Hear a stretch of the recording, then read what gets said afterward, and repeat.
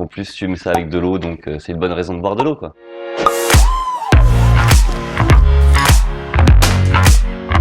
Jérémy de Pape, responsable de la boutique millésime à Punaouia.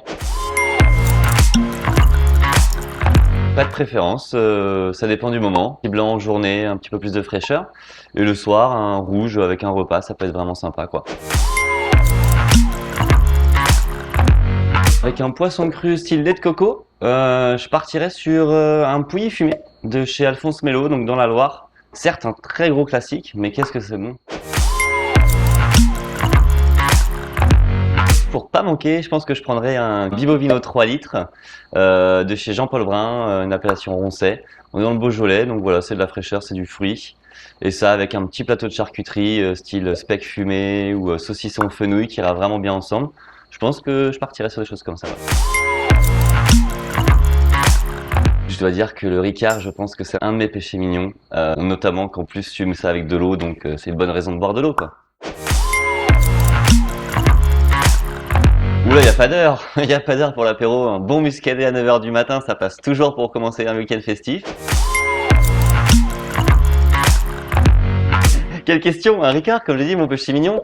Non, un bon Ricard ou une bonne bière pour se rafraîchir. Une Mataveille blanche, c'est mon petit péché mignon également.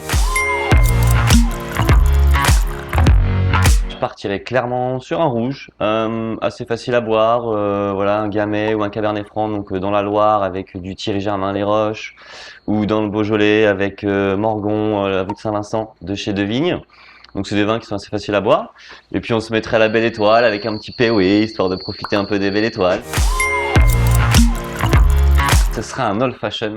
Ah punaise, comment ça se fait? Ah, ils vont me détester, tous mes copains barman. Tu dois avoir donc de l'angostura, un carré de sucre où on va venir tremper l'angostura dessus, dans un verre, donc un short. On va mettre un peu de glace, on va mettre du bourbon, on va mettre à peu près 4 à 5 centilitres de bourbon et on va mélanger ça pendant une bonne minute. Et on va finir avec un zeste d'orange. Les gars, j'espère que j'ai juste. Je dirais le Grenache, un cépage qui est généreux, qui s'adapte vraiment à beaucoup de situations, donc en termes de sol. Je suis quelqu'un de très généreux, donc très gourmand aussi, donc ça va bien ensemble. Beaucoup de gens ne pensent pas forcément à ouvrir leur vin à l'avance, ou s'ils le font, ils le font, mais pas forcément avec la petite astuce qu'il faut de servir un premier petit verre. Histoire de vraiment avoir un niveau à l'épaule, juste en dessous le goulot, donc vous avez le goulot, puis hop, ça fait comme ça la petite bouteille. Donc là on est au niveau de l'épaule, plus le vin est en contact avec l'air et plus il respire. Donc là il y a un intérêt de l'ouvrir à l'avance, ça permettra aussi d'ajuster. Si vous voyez que le vin c'est pas encore ouvert, ça peut arriver. Ça va être les Noëls avec mes parents. Tous les ans on faisait sauterne et foie gras, donc un accord classique que tout le monde connaît. Et c'est là que je me suis rendu compte qu'il y avait des choses à faire et que ça m'intéressait.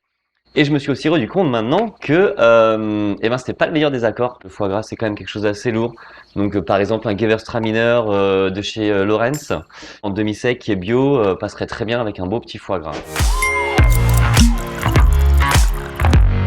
Oula, ce qui se passe dans nos soirées dégustation reste en dégustation et je vous invite à venir voir. Passionné, découverte et partage.